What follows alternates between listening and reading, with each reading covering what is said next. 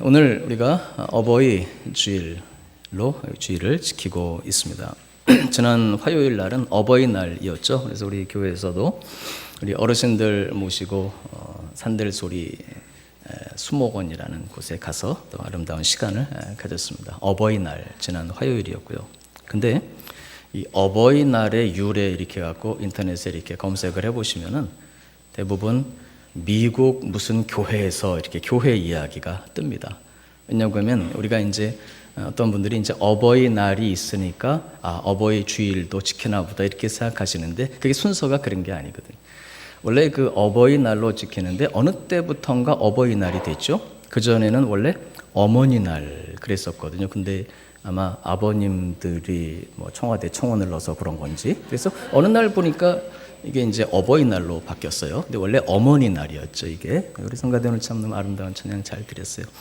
우리 성가대가 드린 찬양 우리 이따 온 회중이 또 한번 드리도록 그렇게 하겠습니다. 감사해요.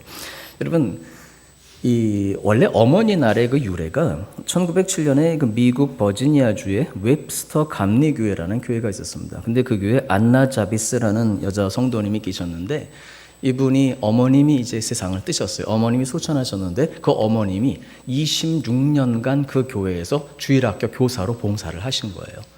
근데 어머님이 이제 소천하시고 세상을 뜨시고 나서 1년째 되는 이제 한 해가 그래서 추도일이 된 거죠. 이제 기일이 됐는데 그때 어머니가 너무 보고 싶은 거예요. 그립고 그래서 생각하다가 이렇게 좀 해야 되겠다 그래가지고 어머니가 맡아서 가르치시던 그 주일학교 그 반 어린이들한테 전부 이 가슴에 하얀 카네이션을 달아주었다고 합니다. 그리고 음식을 다 이렇게 장만을 하고 해서 그들, 그 어린이들을 섬기면서 또 어머니에 대한 그 기억과 또 사랑과 이 소식을 듣고 그 목사님이 그래 그러면 우리 매년 그날을 아예 우리 교회적으로 어머니 날로 합시다 이래가지고 어머니들을 기념하는 이제 그런 예배를 드렸는데 이게 소문이 나가지고요.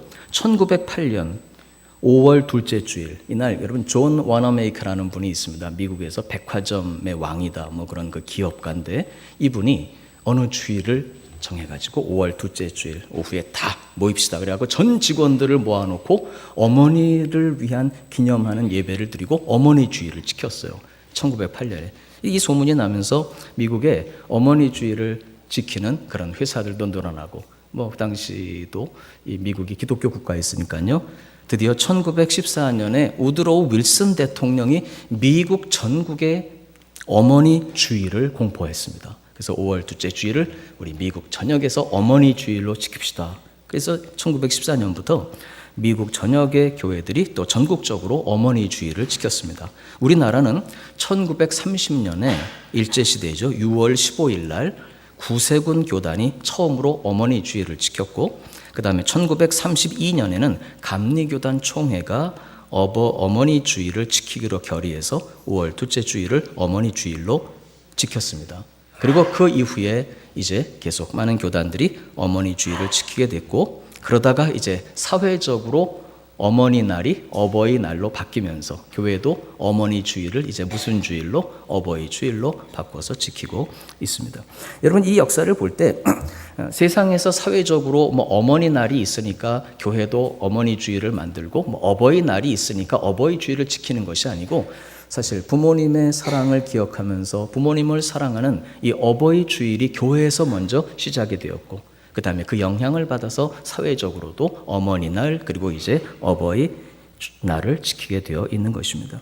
여러분 이것을 볼 때 우리 하나님께서 부모님들 공경하는 것 부모님을 공경하고 부모님을 사랑하는 것이 우리 교회가 그렇게 지키기를 원하시고 또 교회를 통해서 세상이 그날을 기념하기를 원하는 우리 아버지의 사랑이요 아버지의 뜻인 줄로 믿습니다.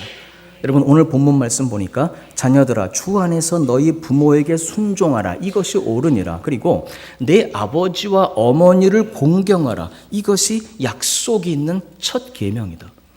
우리가 부모님 공경에 대해서 이야기하는 것은 세상 윤리이기 때문에 그런 것이 아니고 세상에서 그런 좋은 일이 있으니까 우리 교회도 지킵시다 그것이 아니고 부모님을 사랑하고 부모님께 순종하고 부모님을 공경하는 것은 바로 우리 하나님의 뜻이며 하나님이 가장 기뻐하시는 일이며 할렐루야 우리에게 향하신 주님의 부탁이신 줄로 믿습니다. 한번 따라서 하십시다. 부모님 공경은 하나님의 뜻입니다. 실제로 우리 주님께서 얼마나 효심이 깊으셨는가 하는 것을 우리는 성경에서 사실은 발견하게 됩니다.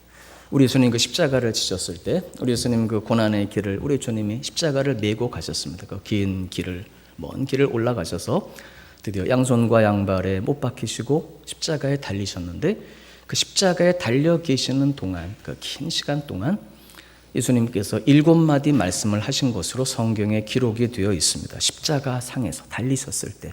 그래서 이른바 그것을 가상칠언 그럽니다. 십자가 위에서 하신 7가지 말씀. 근데 그 가상칠언 중에 예를 들면 내가 목마르다 그러셨거든요. 아버지 내 영혼을 아버지께 부탁드립니다 그러셨죠. 그리고 또 주여 저들의 죄를 용서해 주십시오 그렇게 기도하셨고, 다 이루었다 그러셨는데, 그 가상칠언 중에 한 말씀이 바로 어머니를 향하신 말씀이었습니다. 십자가에 달리서 그 물과 피를 다 쏟으시는 그 고통의 순간에도, 고난의 순간에도 우리 주님 십자가에서 내려다보시는 거기에 육신의 어머니 마리아가 서 있었어요. 예수님께서 그 어머니를 향해서 이야기했습니다. 여자여 보소서 아들입니다. 어떻게 어머니한테 여자야 그러냐. 그 사회 그 문화권에서는 그것이 어머니를 향한 존칭의 표현입니다. 사회적인 문화적인 좀 표현 방법이 좀 다른 거죠. 그리고 그 옆에 보니까 요한이 서 있었습니다. 제자들이 다 도망갔는데 예수님 십자가 달리실 때 아마 요한은 거기 서 있었던 것 같아요. 요한복음 보면은 예수님 사랑하시던 그 제자가 옆에 있어요. 그게 바로 요한이 자기 얘기하는 거거든요. 예수님께서 요한에게 부탁하셨습니다. 요한아, 이제 네 어머니다. 네가 좀 모셔라. 우리 사랑하는 교회 여러분, 그 어머니께 드린 우리 예수님 말씀이 어떤 의미이겠습니까? 우리 예수님 전능하신 하나님이십니다. 할렐루야. 그러나 예수님은 인간이 돼서 이 땅에 오셨습니다. 우리하고 똑같은 단 죄는 없으시니라. 죄는 없으신 인간이 되어 예수님 이 땅에 오셔서 인간으로 33년 세월을 사셨는데, 예수님께서 어머니에게 말씀하신, 어머니 33년 동안 이 아들 키워주시고 여기까지 인도해 주셔서 어머니 정말 수고 많이 하셨습니다. 그 의미거든요. 어머니 정말 수고 많이 하셨습니다. 그리고 어머니 보십시오. 이제는 얘가 어머니의 아들입니다. 그리고 요한에게 부탁했습니다. 요한아, 네 어머니로 이제 내가 좀 모셔라.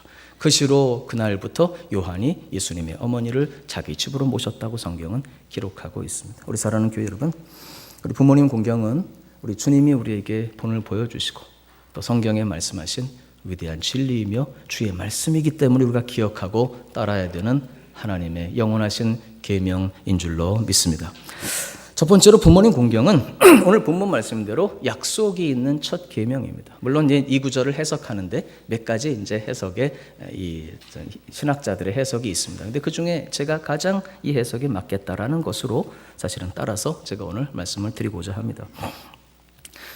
약속이 있는 첫 계명이라는 말씀을 이해하기가 사실은 좀 몇 가지 좀 생각을 좀 해봐야 되는 부분이 있어요. 뭐 제가 자주 말씀드리고 또 늘 하는 말씀입니다만은, 우리 성경은 하나님의 말씀이 사실은 두 파트로 우리가 나누어 생각해 볼 수가 있습니다. 뭐 구약, 신약, 뭐 물론 그렇게 나눌 수도 있겠습니다만은, 여러분 우리 신앙은 관계입니다. 관계. 하나의 우리는 종교, 이렇게 뭐 비나이다 그러는 이 어떤 그 뭐 세속적인 그런 신앙이 아니고, 우리의 신앙은, 하나님을 향한 이 신앙은 관계입니다. 관계. 성경은 두 파트로 두 가지의 관계를 우리에게 말씀합니다. 첫째는 하나님과 나와의 관계입니다. 그건 수직적인 것입니다. 하나님과 나와의 수직적인 관계를 말씀합니다. 두 번째는 인간과 인간 사이의 수평적인 관계입니다. 관계, 만남, 교제. 그래서 요즘 제가 이 뭐 청년들 가르치고 그다음에 성경 공부만 할 때 좀 웃자고 가끔 하는 얘기가 있습니다. 여러분 주일날 이렇게 오시면 두 가지를 보시고 3부 예배는 세 가지를 보시는데, 첫째는 목사를 봅니다.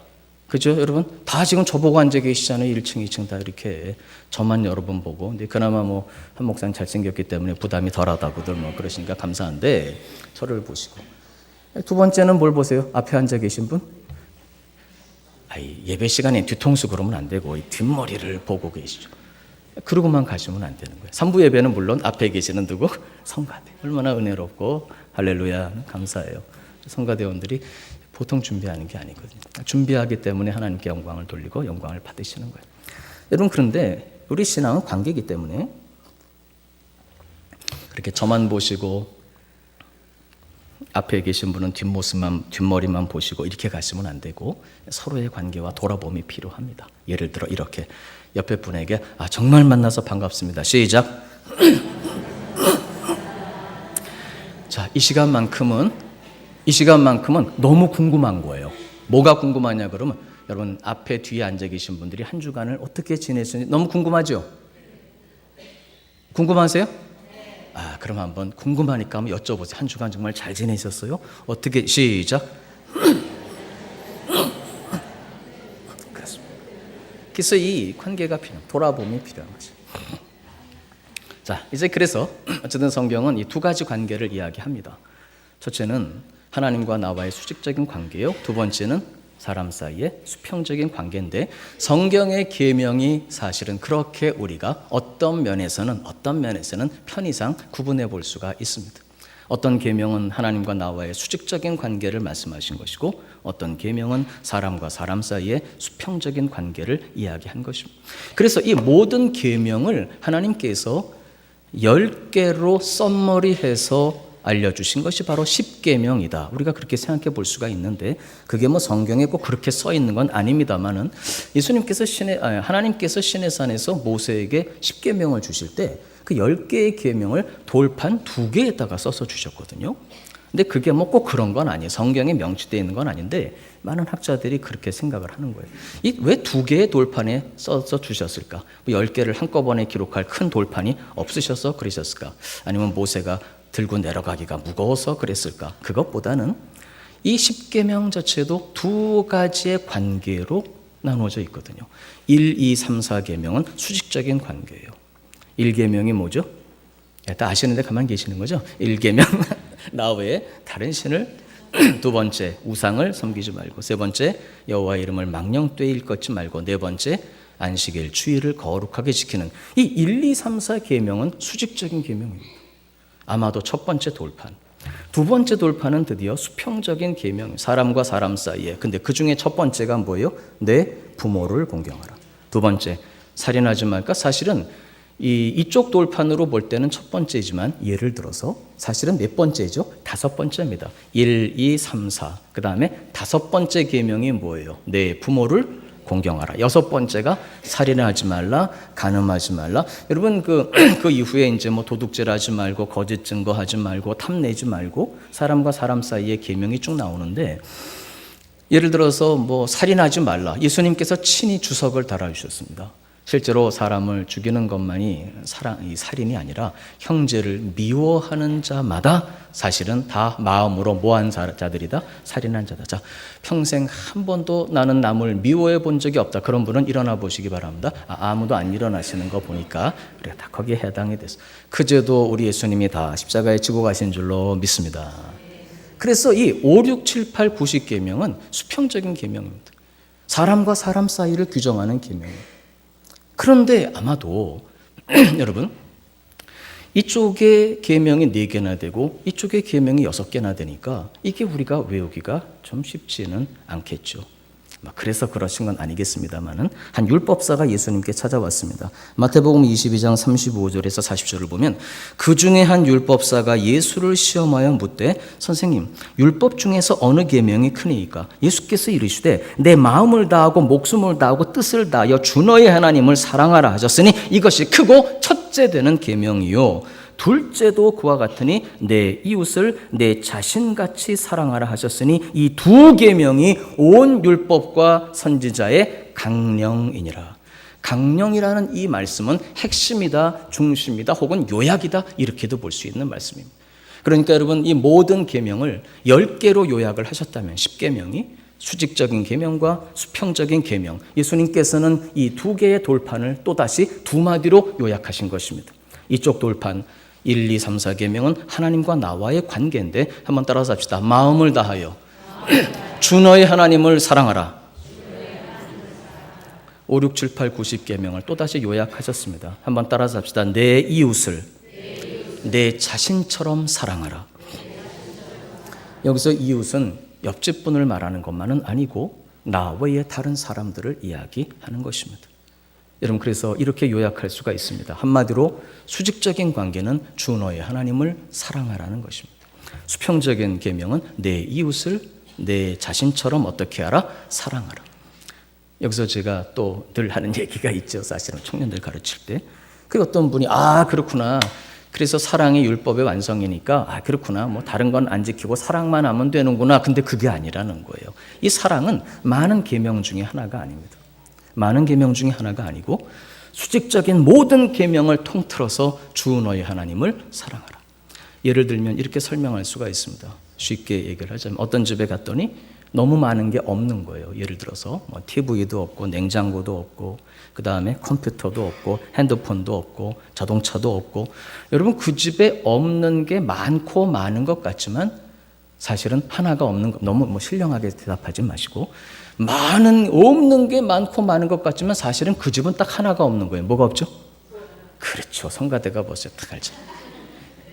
옛날에 들었기 때문에. 그래서 여러분 그 집은 없는 게 많은 것 같지만 따지고 보면 뭐 하나 없는 거예요? 돈 하나 없는 거예요. 돈 가지면 다 살 수 있어요. 마찬가지로 이것과 같이 비유될 수 있는 말씀이라고 할 수는 있겠습니까만은 우리의 이해를 돕기 위해 이야기를 하면 많은 게 없는 것 같지만 사실은 돈 하나 없는 거예요. 돈 가지면 다 살 수 있어요. 마찬가지로 어떤 분이 1계명도 안 지키고 2계명도 안 지키고 3계명도 안 지키고 4계명도 안 지키지만 따지고 보면 그분은 하나가 없는 거예요. 누구를 향한 뭐가 없다? 하나님을 향한 사랑이 없는 거예요. 5계명도 안 지키고 6계명도 안 지키고 7계명, 8계명, 9계명, 10계명, 이 수평적인 계명을 다 안 지키는 것 같지만 사실은 그분 마음속엔 하나가 없는 거예요. 뭐가 없는 거예요? 다른 사람을 향한 뭐가 없다? 사랑이 없다. 그래서 사도 바울이 말합니다. 간음하지 말라, 도둑질을, 그 이외에 다른 계명이 또 있을지라도 사실은 사랑하라고 하신 그 말씀 속에 다 들어있다. 바울이 그렇게 말하는 거예요. 여러분, 그래서 우리 하나님의 계명은 두 가지로 요약이 됩니다. 여러분, 우리 마음을 다해 하나님을 사랑하도록 하십시다. 할렐루야. 하나님을 사랑해야 합니다. 우리가 주님을 위해 봉사하고 섬길 때도 의무는 한계가 있습니다. 의무니까, 내가 직분자니까 이건 한계가 있어요. 마음으로 하나님을 사랑하게 될 때 우리의 모든 사명 감당도 기쁨이 될 줄로 믿습니다. 왜? 사랑하기 때문에. 사랑하면 힘든 줄 모르는 거거든요. 여러분, 우리 마음을 다해 하나님을 사랑하십시다. 두 번째, 마음을 다해 우리 이웃을 사랑하도록 하십시다. 그래서 성경은 요약을 하면 하나님 사랑, 이웃 사랑 이렇게 나누어집니다. 그런데 다시 10계명으로 돌아가 보겠습니다. 하나님 사랑에 대해서 기록된 계명이 몇 개 있다고요? 10계명이 1, 2, 3, 4. 이쪽 돌판, 꼭 성경에 명시되어 있는 건 아닙니다만은 이쪽 돌판, 수평적인 관계 가운데에는 5, 6, 7, 8, 9, 10계명인데 그 중에 첫 번째가 뭐예요? 내 부모를 공경하라. 그래서 이것이 많은 학자들이 약속이 있는 몇 번째 계명이다? 첫 번째. 사실은 몇 번째인데 다섯 번째가 아니라 첫 번째라고. 사람 사이의 계명에. 근데 마지막입니다. 제가 한 가지 여쭤볼게요. 하나님 사랑과 이웃 사랑 중에 어떤 게 더 중요합니까? 그거는 이제 말하기가 좀 그렇죠. 근데 원리적으로 볼 때는 당연히 누구 사랑이 먼저? 하나님 사랑이 먼저예요. 여러분, 하나님을 예배하고 하나님을 사랑하기에 우리가 주께서 주신 명령을 지키고 계명을 지키며 우리 하나님을 마음을 다해 사랑할 수 있기를 주님의 이름으로 축원합니다. 우리 설린의 가족들, 우리 하나님을 사랑하는 사람들입니다. 할렐루야. 그리고 그 하나님을 향한 사랑, 하나님의 사랑을 가지고 이제 이웃을 사랑해야 되는 것입니다. 그런데 원리는 그래서 당연히 하나님 사랑이 먼저예요. 하나님 사랑이 먼저예요. 여러분, 하나님을 사랑하시기 바랍니다. 그리고 이제 그 사랑을 가지고 이웃을 사랑해야 돼요. 그런데 검증하는 방법은 거꾸로예요. 진짜 하나님을 사랑하는 것인지. 여러분, 요한일서 4장 20절 21절 보면 이렇게 기록이 되어 있습니다. 누구든지 하나님을 사랑하노라 하고 그 형제를 미워하면 이는 거짓말하는 자니 보는 바 그 형제를 사랑하지 아니하는 자는 보지 못하는 바 하나님을 사랑할 수 없느니라. 우리가 이 계명을 주께 받았나니 하나님을 사랑하는 자는 또한 그 형제를 사랑할지니라. 원리적으로 볼 때는 하나님 사랑이 당연히 먼저입니다. 그러나 검증하는 방법은 거꾸로예요. 요한일서 4장 말씀을 보면 눈에 보이는 형제를 사랑하지 못하는 사람이 보이지 않는 하나님을 사랑할 수 없다고 이야기합니다. 잠시 전 읽었던 요한일서 4장은 이렇게 선언합니다. 누구든지 하나님을 사랑하노라 하면서 그 형제를 미워하는 사람은 이는 거짓말하는 사람이다. 왜 그러냐? 눈에 보이는 형제를 사랑하지 못하는 사람이 보이지 않는 하나님을 사랑할 수가 없기 때문이다. 여러분, 하나님을 정말 사랑하십니까? 네, 그렇다면 진짜 그 하나님을 그렇게 우리가 사랑하는지 검증하는 방법은 거꾸로입니다. 과연 내가 누구를 사랑하는지, 이웃을, 형제를 사랑하는지. 성경은 그렇게 되어 있습니다. 제가 무슨 어떤 현란한 무슨 이론을 말씀드리는 게 아니고 성경이 그렇게 되어 있습니다. 보는 바 형제를 사랑하지 못하는 사람이, 물론 믿음을 가진 사람들을 전제로 하는 이야기죠. 보지 못하는 하나님을 사랑할 수 없느니라. 여러분, 검증은 그래서 이웃 사랑이 사실은 하나님 사랑보다 먼저입니다. 할렐루야. 그런데 그 이웃 사랑, 사람 사랑 중에 첫 번째가 뭐라고요? 첫 번째가 누구를 공경하라? 부모를 공경하라. 여러분, 성경에서 부모 공경에 대한 말씀의 위치가 이 정도입니다. 성경의 어느 말씀이 중요하지 않고 사실은 어떤 말씀은 더 순종하고 어떤 말씀은 덜 순종하고 그럴 수야 있겠습니까마는, 그럼에도 불구하고 부모님을 사랑하고 공경하라는 말씀의 위치는 성경에 이렇게 위치가 되어 있습니다. 정말 하나님을 사랑하느냐? 그렇다면 내 이웃을 마땅히 사랑해야 될 것이고, 이웃을 사랑한다면 이제 드디어 보이지 않는 하나님을 우리가 사랑할 수 있다. 검증입니다만. 그리고 이야기하는데요, 여러분, 성경은 그 보이는 사람 사랑 중에 첫 번째가 부모 공경입니다. 여러분, 그래서 우리가 예수님을 잘 믿고 주님의 말씀에 귀를 기울인다면 우리는 마땅히 부모님을 사랑하고 공경해야 될 줄로 믿습니다. 여러분, 이 약속에는, 이 말씀은 약속이 붙어져 있습니다. 신명기 5장 16절 보니까 너는 내 하나님 여호와께서 명령한 대로 내 부모를 공경하라. 그리하면 내 하나님 여호와가 내게 준 땅에서 내 생명이 길고, 따라서 하십시다, 복을 누리리라. 할렐루야. 그렇습니다. 사실 이 구절에 대한 해석이 이게 다 이것만은 아닙니다. 어떤 이제 신학자들에 따르면 이게 뭐 그런 의미라기보다는 10계명 중에서 약속이 첨가되어 있는 계명은 사실 2계명밖에 없습니다. 2계명이 하나님께서 은혜를, 축복을 1000대까지 베푸신다고 되어 있지만 이거는 축복에 대한 약속이라기보다는 하나님의 성품에 대해 말씀하는 것이다. 그러니까 10계명 중에서 실제로 약속이 따라 있는 계명은 2계명밖에 없다. 그러니까 이쪽 돌판이 아니라 그런 의미에서 이게 중요하고 약속 있는 첫 번째 계명이다. 이렇게 보나 저렇게 보나 부모 공경에 대한 계명이 그토록 중요하다는 사실은 변함이 없는 것입니다. 우리 사랑하는 교회 여러분, 우리는 그러므로 부모님에 대한 관계, 부모님을 대하는 우리의 자세, 부모님을 향한 우리의 사랑이 어떤 윤리적이고 도덕적인 면에서 접근할 것이 아니라 바로 이것이 하나님의 명령이고 하나님의 뜻이며, 그것도 우리 주님께서 그저 지나가시면서 하신 말씀이 아니고 아예 성경의 핵심에 위치하고 있는 우리 주님의 뜻이라고 하는 사실을 명심하시고, 오늘 어버이 주일을 보내면서 우리의 마음의 자세를 말씀에 비추어 한번 점검하는 날이 될 수 있기를 주님의 이름으로 부탁을 드립니다. 이제 이 부모님 사랑을, 공경을 어떻게 그러면 이루어 가야 될 것이냐, 다음입니다. 오늘 본문은 이 부모님에 대한 우리의 마음의 자세와 사랑이 마음에서 우러나는 사랑이어야 한다고 가르칩니다. 어디서 우러나는 사랑? 마음에서. 우리 하나님은 마음을 다하여라는 말을 참 좋아하십니다. 우리가 하나님을 사랑할 때도 그냥 물론 사랑하지요, 하나님을. 그런데 중요한 것은 마음을 다해 사랑해요. 신명기 6장 5절 보니까 너는 마음을 다하고 뜻을 다하고 힘을 다하여 내 하나님 여호와를 사랑하라. 마가복음 12장 보니까 내 마음을 다하고 목숨을 다하고 뜻을 다하고 힘을 다하여. 마태복음 22장 37절 예수께서 이르시되 내 마음을 다하고 목숨을 다하고 뜻을 다하여 주 너희 하나님을 사랑하라. 항상 첫 번째 오는 말씀은 마음을 다한 사랑입니다. 우리 사랑하는 교회 여러분, 우리 하나님을 마음을 다해 사랑하시기를 주님의 이름으로 축원합니다.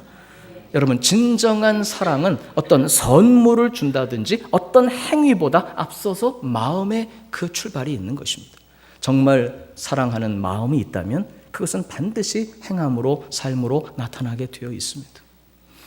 제가 이 어버이 주일에 대한 이 설교를 또 듣고 또 제가 설교하고 하면서 실질적으로 부모님을 어떻게 공경해야 될까, 이 들은 말씀들이 참 많이 있어요. 그 중에 어떤 제가 잊지 못하는 설교가 어떤 한 목사님이 설교하시는데, 정말 부모님 사랑하면 등을 긁어드리라 그러더라고요. 어떻게 하라고요? 등을 긁어드려라. 제가 깊이 묵상을 해봤어요. 무슨 의미? 등을 긁어드리려면 일단 집에 가든지 방에 가서 같이 있어야 되고, 그 다음에 등을 긁어드리려면 같이 누워야 되고, 아버지를 끌어안아야 되고, 이게 깊은 의미가 있구나. 또 이 가나안 농군학교라고 혹시 가보신 분 계십니까? 거기에는 이 효 강의가 아주 유명한데 그 장로님이 강의하시면서 막 그러시는 거예요. 여러분 온라인 은행 제도가 왜 생겼는 줄 아십니까? 그러면서 온라인은 시골에 계시는 부모님들께 용돈 보내드리라고 생긴 겁니다. 막 그러면서 그때 일리가 있다.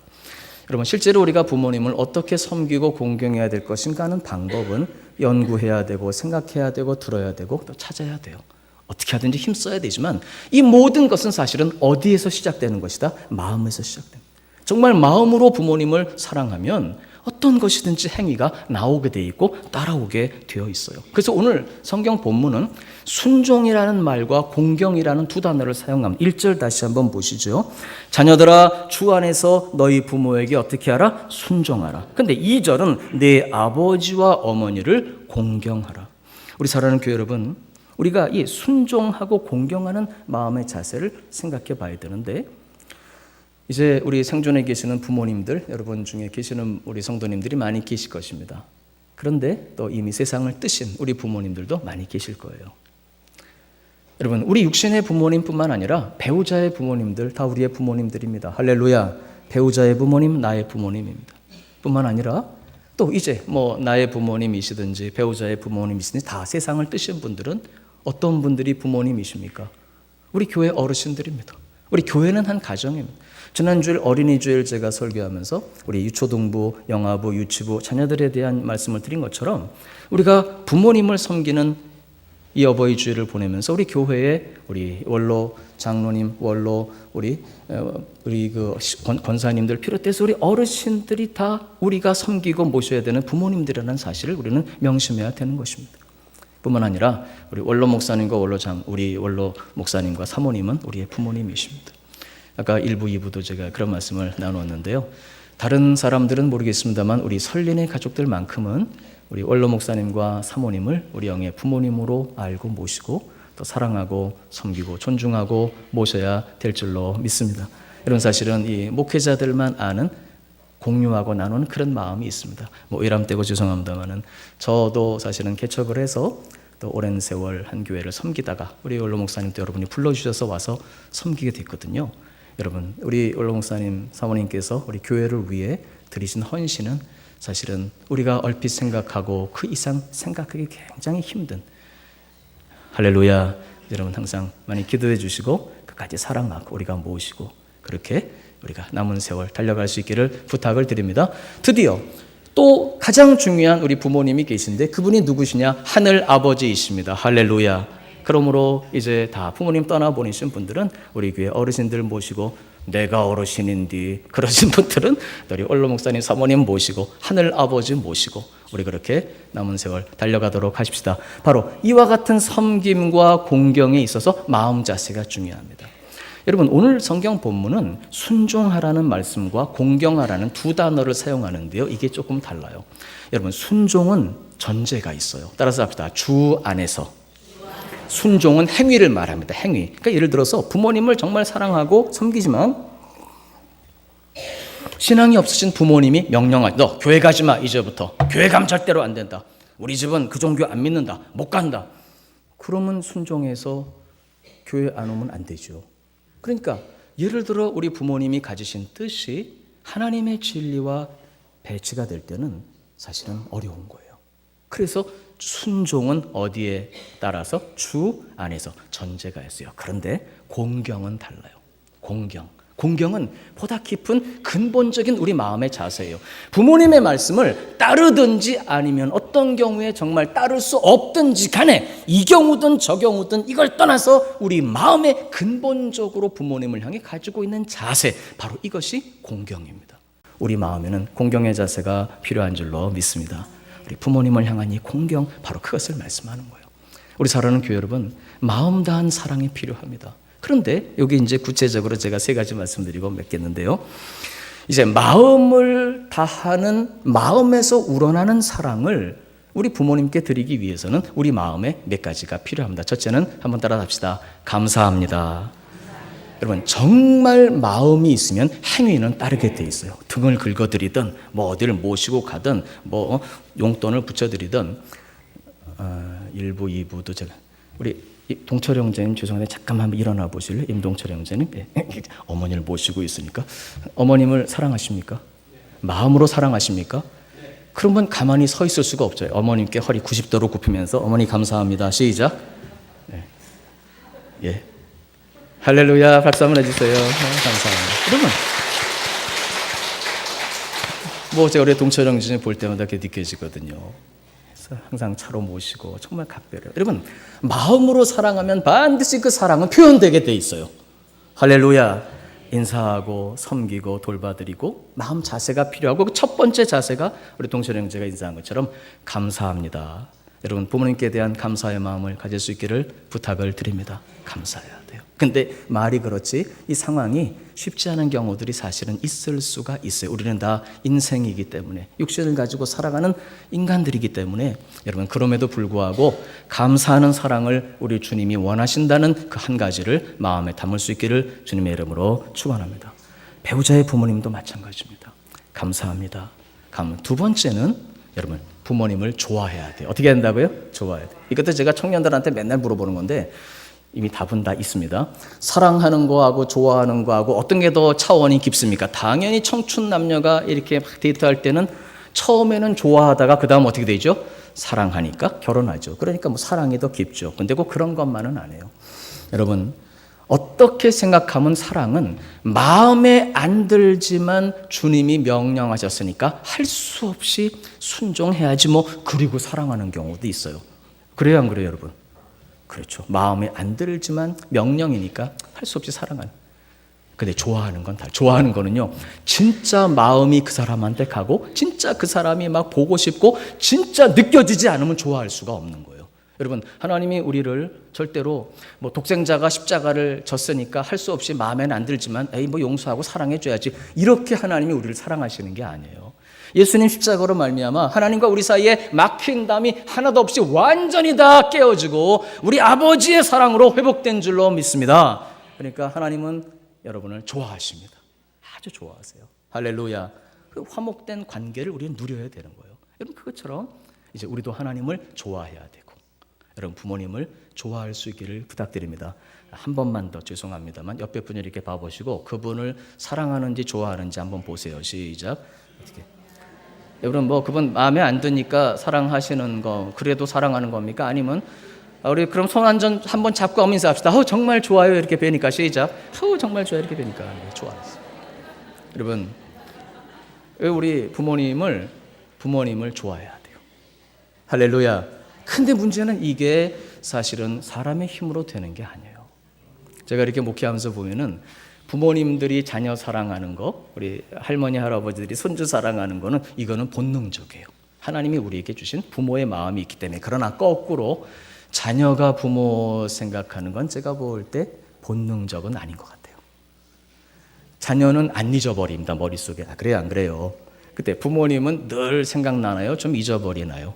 잊어버릴 때가 많죠. 여러분 그래서 요 다음번 3번이 중요해요. 성령님의 능력이 필요한 줄로 믿습니다. 오늘 우리는 부모님 사랑하고 공경합시다 이런 윤리적인 얘기를 하고 있는 게 아닙니다. 여러분 아까 보셨던 것처럼 약속이 있는 몇 번째 계명? 첫 번째 계명을 이야기하고 있습니다. 여러분 그렇기 때문에 우리는 마음으로 첫째 주님을 사랑하듯이 마음으로 부모님께 감사하고 좋아할 수 있도록 기도해야 될 줄로 믿습니다. 또 한 가지가 있는데 모두에게 해당되는 건 아니겠습니다만 많은 경우에 이제는 부모님을 사랑하려면 용서해야 됩니다. 그게 왜 그러냐 그러면 우리는 인생이기 때문에 어쩔 수가 없어요. 지금 요즘 그 젊은 애기 아빠들 뭐 지금도 왔다 갔다 하면서 아마 영화 보실 왔다 갔다 하는 애기 아빠들이 있어요. 그 애기 아빠들 보면 또 제가 그랬다고 그러지 말아요. 그냥 애기가 좋아가지고 그러고 아이고 이뻐가지고 그냥 뭐 어떻게 할 줄을 모르고 들었다 놨다 아이고 막 그래.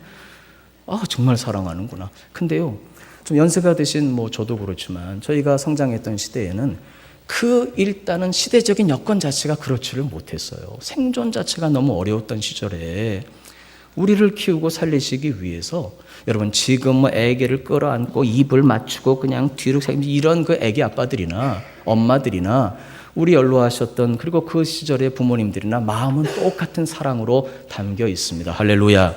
그런데 그 시대 여건이 그렇게 사랑을 표현하기가 힘들었어요. 너무 살기가 힘들었기 때문에. 그리고 또 하나, 유교 문화, 우리는 유교 문화권이잖아요. 유교 문화 자체가 절대로 감정을 표출하기 못하게 하는 거거든요. 그러니까 사랑의 표현이 힘드셨고 어쩔 수 없는 여건 속에서 그런 일들과 시간들이 있을 수 있었어요. 여러분, 그렇기 때문에 우리가 이 어버이 주일을 맞이하면서 정말 부모님을 사랑하고 공경하고 바로 이것이 주님의 뜻이기 때문에 그것을 이루어드리기 위해서는 많은 경우에 이제는 부모님들에 대한 이해가 필요하고 용서가 필요합니다. 혹시 세상을 떠나셨더라도 이제 마음속에 사랑합니다, 그러셨군요, 이해합니다. 정말 이제 아버지 어머니의 사랑을 제가 느낍니다. 제가 어머니를 사랑합니다.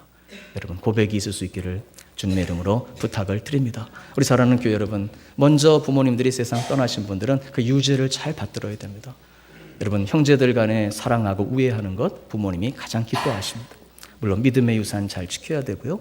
또 형제들이 우애하고 사랑하면서 또 이 땅에서 정말 주님을 사랑하고 또 이 사회에 우리가 봉사하고 부모님들이 원하시던 그런 사람들이 되어가면서 그 유지를 잘 받들고 형제간에 우애하며 그 뜻을 받들어 드릴 수 있기를 주님의 이름으로 축원합니다. 말씀 맺겠습니다. 사랑하는 교회 여러분, 여러분 육신의 부모님, 배우자의 부모님, 우리 교회의 어르신들, 우리 원로 목사님과 사모님, 그리고 우리 하늘 아버지, 우리가 섬기고 공경해야 될 많은 부모님들이 계십니다. 할렐루야. 여러분, 우리 그분들을 향해서 오늘 이 말씀에 따라 순종하여 마음을 다해 섬기고 그분들을 우리가 공경할 수 있기를 다시 한번 부탁을 드립니다. 지난주에 제가 인터넷에서 아주 재미있는 기사를 하나 봤어요. 5월 7일 날 어버이날 앞에 제가 우연히 발견한 기사인데 거기 보니까 이런 기사예요. 짐승들, 동물들 세계에 보면 온몸을 불사르면서 새끼를 돌보는 동물들이 있대요. 새끼를 돌보는데 막 자기를 막 희생하는, 여러분 가시고기라고 들어보셨습니까? 그 다음에 또 황제 펭귄이 그렇대요. 그 다음에 영장류들, 생명 걸고 새끼를 일정 기간이지만 보호하고 돌본대요. 그런데 이 동물의 세계에서는 어떤 나는 짐승이든 뭐 땅에 있던 물속에 있는 동물들은 어떤 동물이 그 반대로 생명을 걸고 새끼들을 지키고 보호하고 그렇게 키워내는 동물들은 많이 있지만 거꾸로 부모를 찾아서 늙은 부모를 혈육을 봉양하는 동물은 찾아볼 수가 없대요. 전혀 없대요. 전혀 없대요. 실제로 동물들의 세계가 누가 부모인지도 모르는 경우지만 그렇더라도 그런 동물은 전혀 존재하지 않는데요. 제가 그걸 보면서 그렇구나. 우리 인간만이 하나님의 형상으로 지음받은 하나님의 성품을 가진 존재들인 줄로 믿습니다. 그래서 우리 마음에 담아두신 그 하나님의 성품 중에 하나님의 형상 중에 그 중요한 부분이 하늘 아버지를 사랑하듯이 부모님을 사랑하고 공경하는 거예요. 할렐루야.